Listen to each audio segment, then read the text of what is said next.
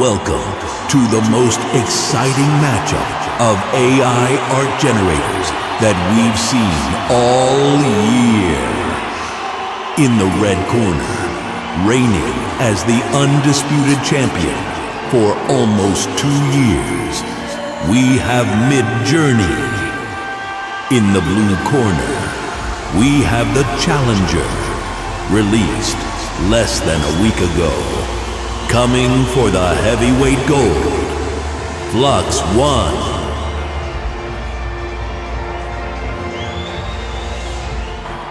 Round 1, fight!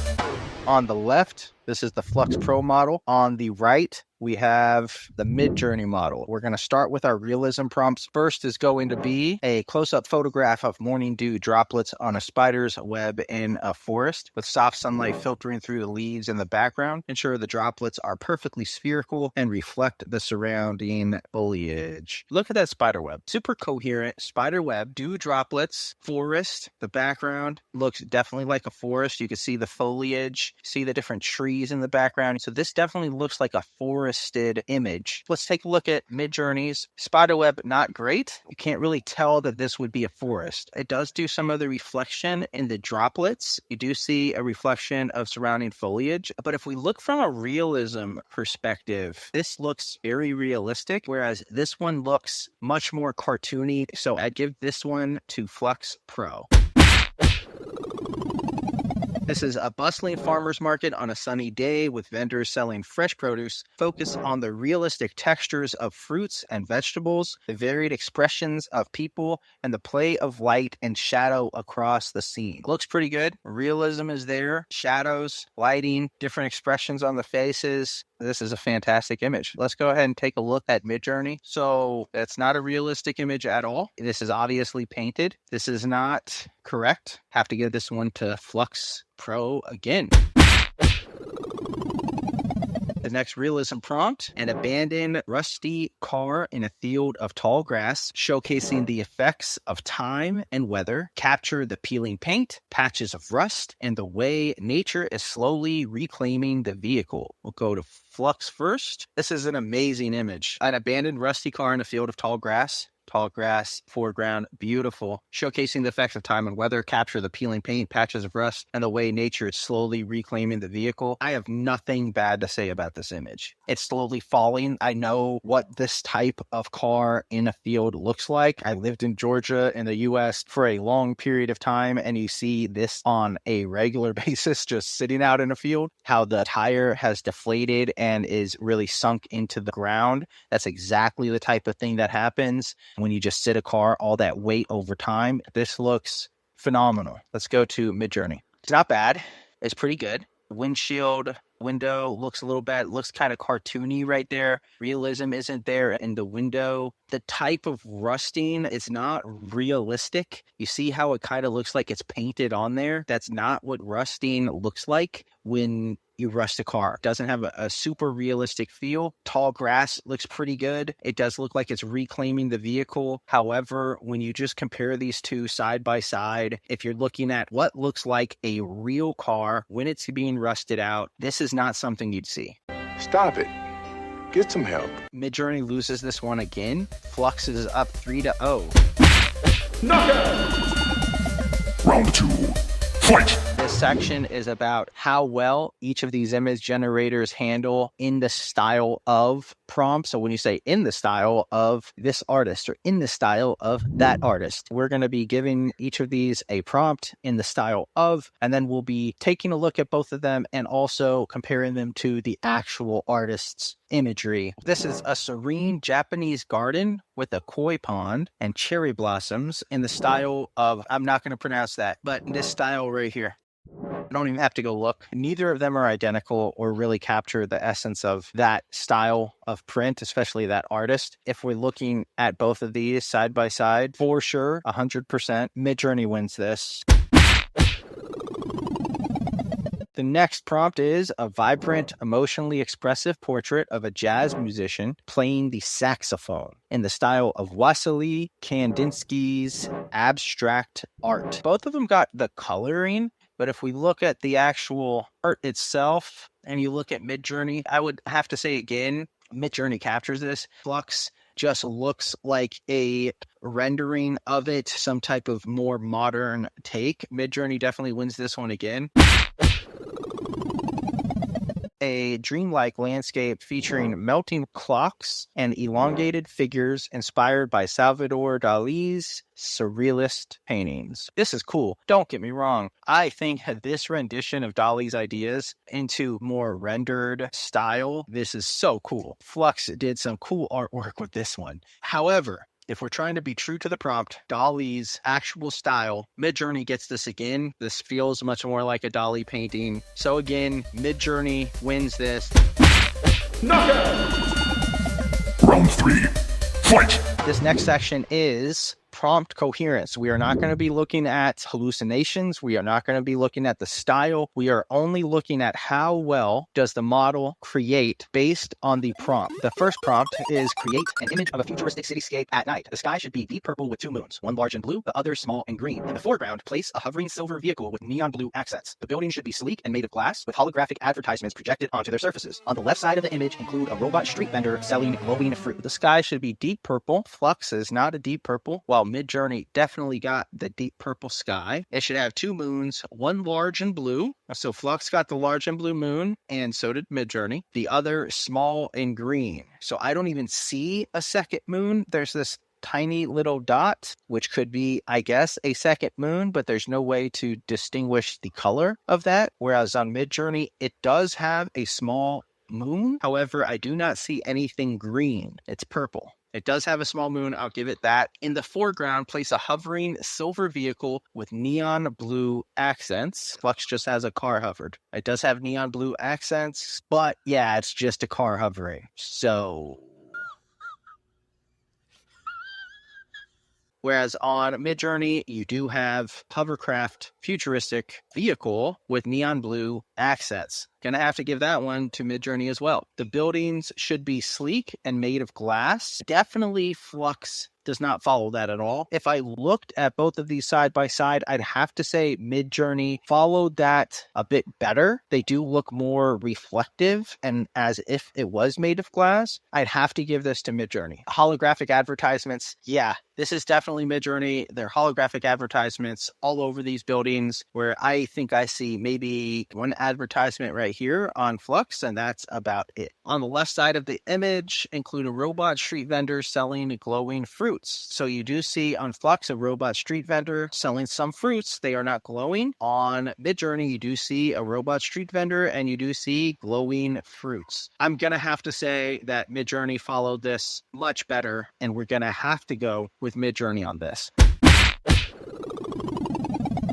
A whimsical underwater scene. The water should be clear turquoise color. Place a giant pink octopus wearing a top hat in the center. Surrounding the octopus, add 5 different species of tropical fish, each a different bright color: yellow, orange, purple, red, and blue. On the ocean floor, create a miniature city made entirely of coral with tiny mermaid inhabitants. In the top right corner, show the underside of a wooden ship floating on the surface. Okay, so generate a whimsical underwater scene. Both of them got that. The water should be a clear turquoise color. Yeah, I'd have to give this to Flux. Place a giant pink octopus wearing a top hat in the center. Both of them got that. Surrounding the octopus, add 5 different species of tropical fish, each a different bright color. So they do have the tropical fish, but if you look over on MidJourney, it does look like it actually got all 5 colors, whereas on Flux, you definitely don't get that. Yellow is the only color Flux put in there. Now, if we look at the ocean floor, we have a miniature city made entirely of coral with tiny mermaid inhabitants. I see a miniature city on both of these. I don't see any mermaid inhabitants, but I will say over on MidJourney, it does look like they are actually made out of the coral. So I'm going to have to give that to MidJourney as well. And then in the top right corner, show the underside of a wooden ship floating on the surface. Neither of them are on the surface. They just kind of put a floating wooden ship in the image. However, if we checked off each of these boxes of what got what right, I think we're going to have to give prompt coherence on this one over to MidJourney as well. A steampunk-inspired laboratory. The walls should be dark brown wood paneling. In the center, place a large brass contraption with gears, pipes, and gauges. On the left, show a scientist with wild gray hair wearing goggles and a leather apron. To the right, position a chalkboard covered in complex equations. Hanging from the ceiling include 3 Edison-style light bulbs emitting a warm glow. On a shelf in the background, display 5 different colored potions in glass vials. And let's take a look. A steampunk-inspired laboratory. Yep, both of these got that right. The wall should be dark brown wood paneling. Check mark for flux. In the center, place a large brass contraption with gears, pipes, and gauges. So we definitely have gauge. We got some pipes. I don't see any gears on here. When we look over at MidJourney, we do have a weird contraption with gears, pipes, and gauges. I'm going to have to give this one to MidJourney. They're 1-1 right now. On the left, show a scientist with wild gray hair wearing goggles and a leather apron. Goggles, wild gray hair, and leather apron. And that is an apron. So we got that right on Flux. MidJourney, that is not an apron. So we're going to give this one to Flux. To the right, position a chalkboard covered in complex equations. To the right, yep, complex equations. However, if we look at the coherence of the output, I'd have to give this one to Flux. You could tell when you look at this image that this would be an equation, whereas on MidJourney, you don't really know what that would be. It doesn't really look like equations. Hanging from the ceiling include 3 Edison-style light bulbs emitting a warm glow. If you look over at Flux, you got 1, 2, 3. These are Edison-style, emitting a warm glow. On MidJourney, it does look kind of like Edison, but not quite. That's definitely not an Edison filament. I'm going to have to give this one to Flux as well. And then we say on the shelf in the background, display 5 different colored potions in glass bottles. Neither of those got that completely right. So I'm going to take that out from both of them. But if we look at this from how we broke it down, Flux won this one. An enchanted forest clearing at twilight. The sky should be a gradient from deep blue to purple.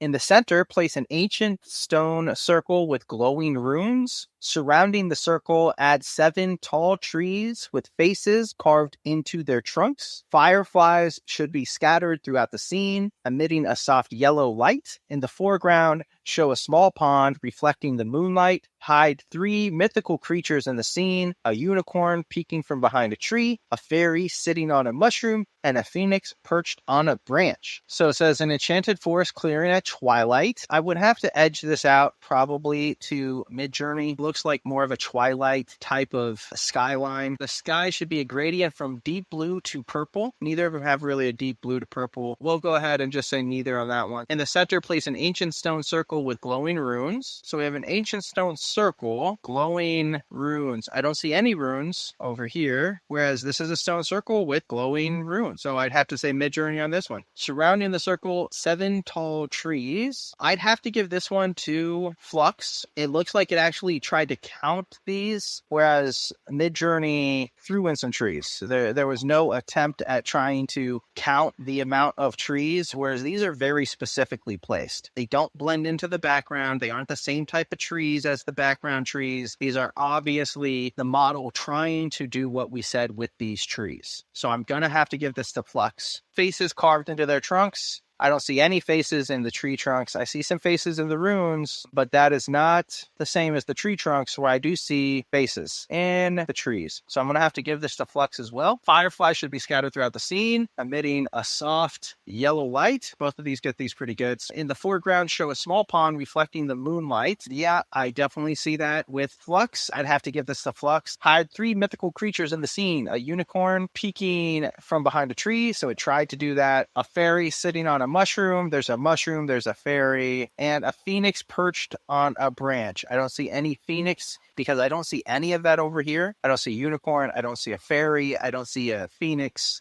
I don't see anything over here trying to adhere to the prompt given. So I'm going to have to give this to Flux as well. It's not perfect, but if we're talking about prompt coherence, and I'd have to give it over here too.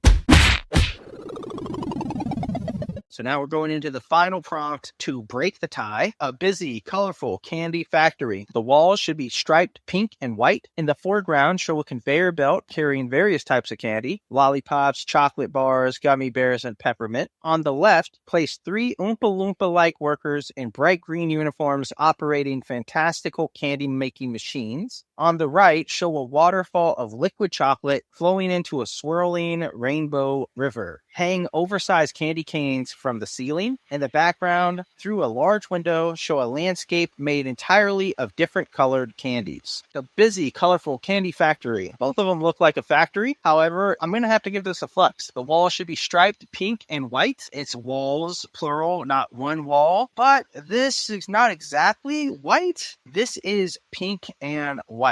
Since one gets the walls correct, one gets the coloring correct, I'm going to cancel this one out and we'll move on to the next. In the foreground, show a conveyor belt carrying various types of candy, lollipops, chocolate bars, gummy bears, and peppermints. I don't know what these are over on MidJourney.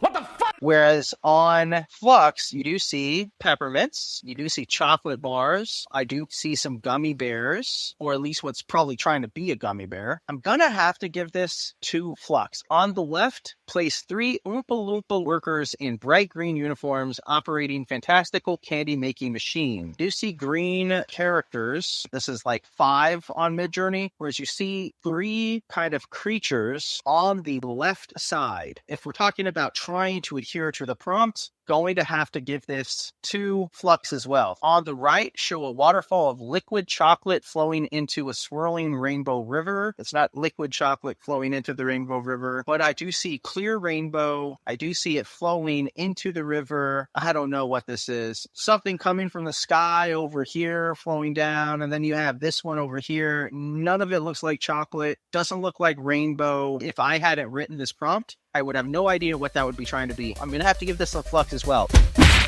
Knockout! Round 4. Fight! Now on to our final category. This is text coherence. So with text coherence, it's going to be something similar to prompt coherence, except what we're going to be looking for is how well it did with the different styles of font, the different colors of the font, etc. A vintage style travel poster for Mars, the Red Planet Adventure. The title should be in a bold red Art Deco font at the top of the image. Below the title, add the subtitle, Experience the Thrill of Interplanetary Travel, in a smaller, sleek silver font. In the center of the poster, show a retro-futuristic spaceship on the Martian surface. At the bottom, in a playful green Comic Sans font, add Book Your Trip Today. In the bottom right corner, include Galactic Tours Inc. in a small, professional-looking black serif font. Wow. All right, guys, there's no question. This is insane. This is better than anything I thought we'd get. Even from Flux, it got almost everything to a T. Mars, the Red Planet Adventure, Experience the Thrill of Interplanetary Travel, Book Your Trip Today, Galactic Tours Inc. Everything is on there. Interplanetary, misspelt a little bit. You look over at MidJourney, it's just not there. It's not even close. We're going to be giving this, obviously, to Flux. A modern, minimalist movie poster for a film titled Whispers in the Wind. The title should be in a large, airy, white sans serif font that appears to be dispersing like dust, positioned in the center of the poster. At the top, in a small caps using a thin red font, add based on the best-selling novel by J.K. Winley. The tagline, Some Secrets Are Meant to Be Heard, should be placed at the bottom in a delicate italic font in pale blue. In the bottom left corner, include the release date coming fall 2025 in a standard black font. The entire text should be overlaid on a simple gradient background from dark gray to light gray. Wow, guys, holy crap. This is insane. Looking at both of these, the entire text overlaid on a simple gradient background from dark gray to light gray, that's Flux. I don't know what this is doing. It has credits under here. We didn't ask for credits at all. The title should be airy white sans serif font that appears to be dispersing like dust. This is it. I'm honestly just blown away by how well this is getting these text prompts. Flux got this again. Colorful and playful birthday party invitation. The main text, join us for Lily's 5th birthday bash, should be in the center using a bubbly, multicolored comic font. Each letter should be a different color of the rainbow. Below this, add Saturday, June 15th, 2 p.m. in a neat black handwriting font. In the top left corner, place the cartoon cake icon with the text cake and ice cream in small green font next to it. In the top right corner, add a balloon icon with games and prizes in a small purple font. At the bottom, in wavy blue font, include at the Johnson Residence 123 Fun Street. Wow, okay, so this is just crazy. If we look at join us for Lily's birthday bash, Saturday 15th to 2000 p.m. This doesn't get it. This is coherent. Look how freaking amazing this is. One prompt, you have a birthday invitation that you can just print out and give to people. Insane. Join us for Lily's 5th birthday bash. This could easily be changed. You could take off the birthday, move Lily's 5th over, birthday bash. People would get it. So it's not perfect, but when you look at this versus this, there's no question. Join us for birthday bash, Lily's 5th, Saturday, June 15th, 2 p.m. Games and prizes at the Johnson Residence, 123 Fun Street. So that's 3 out of 5. Knockout!